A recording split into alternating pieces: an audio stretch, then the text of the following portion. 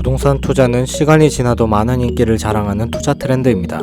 최근 많은 이들이 부동산 투자에 관심을 가지며 뛰어들지만 잘 모르는 상태에서 투자한다면 사기를 당하기 십상이죠. 부동산 사기로 인한 피해는 매해 증가하는 추세입니다. 여러분들의 소중한 투자금을 지켜드리기 위해서 지금부터 소개드릴 내용은 당신이 몰랐던 부동산 사기 탑5입니다. 지금 바로 시작하겠습니다. 5위, 경매 매물 사기. 2015년도에 종영한 드라마 가족끼리 왜 이래에서 김가 당한 사기 유형입니다. 극중 은행 직원이 김에게 이 오피스텔은 근저당 설정이 되어 있는 물건이다. 전입신고는 했느냐, 확정일자는 받았느냐, 둘 다 안 했으면 보증금 찾기 힘들 것이라고 얘기합니다. 오피스텔 전 주인은 집담보로 은행에 2억 원의 빚을 진 상태였고 오피스텔은 곧 경매에 넘어갈 상황인 거죠.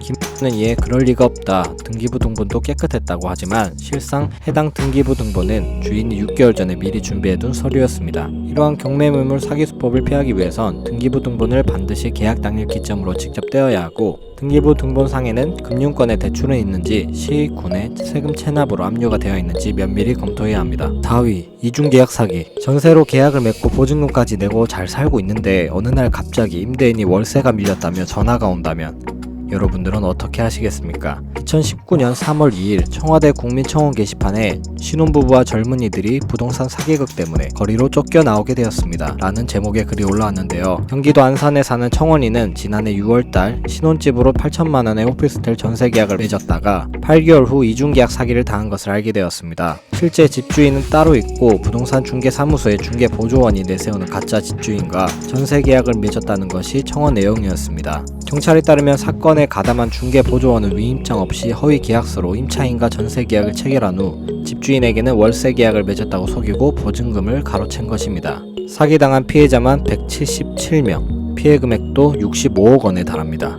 이렇게 이중계약 사기를 당하지 않으려면 전세계약 시 집주인과 얼굴을 마주하고 계약을 체결해야 합니다. 집주인을 보지 못하고 부동산 중개업소와 계약을 진행하실 경우 계약서를 꼼꼼히 훑어보시고 부동산 공제증서를 반드시 요구해야 합니다.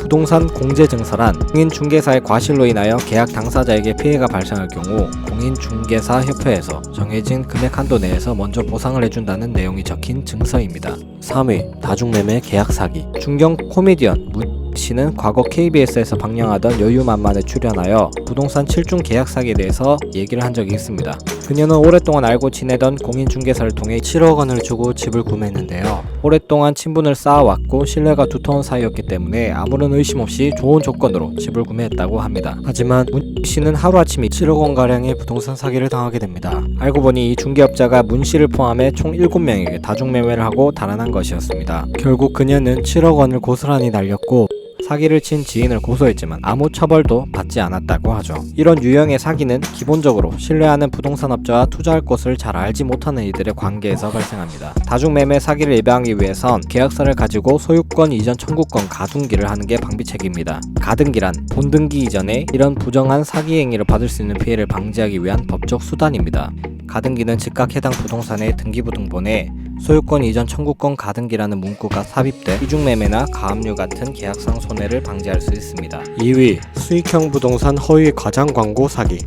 최근 분양형 오피스텔, 분양형 펜션, 분양형 리조트 등 수익형 부동산 상품이 늘어나면서 수익률에 대한 허위 과장 광고로 인한 피해가 늘어나고 있습니다. 지난해 9월에는 경남 거제 지역 최초의 수익형 호텔로 주목받은 라마다 스위츠 거제 호텔 사기 분양 논란이 있었는데요. 거제 호텔을 분양받은 소분양자들은 1년 넘게 수익금을 배당받지 못했다며 검찰에 진정서를 제출하는 상황이 발생했습니다. 분양 당시 이 호텔은 분양가의 50%를 대출할 수 있고 대출이자는 운영사가 부담하는 조건으로 연리 18%의 수익을 보장했습니다.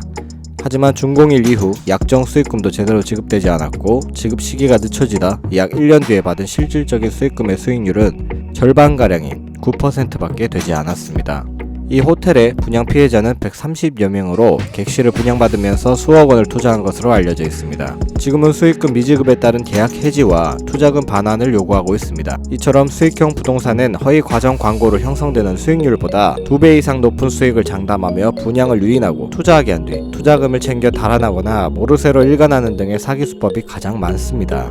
수익형 부동산 사기를 당하지 않으려면 투자를 결정하기 전 지역 전문가를 대동해 충분한 상담 시간을 갖고 투자에 앞서서 권리관계와 주변 비슷한 부동산 상품이 임대가 잘 되고 있는지는 기본적으로 알아보고 투자해야 합니다.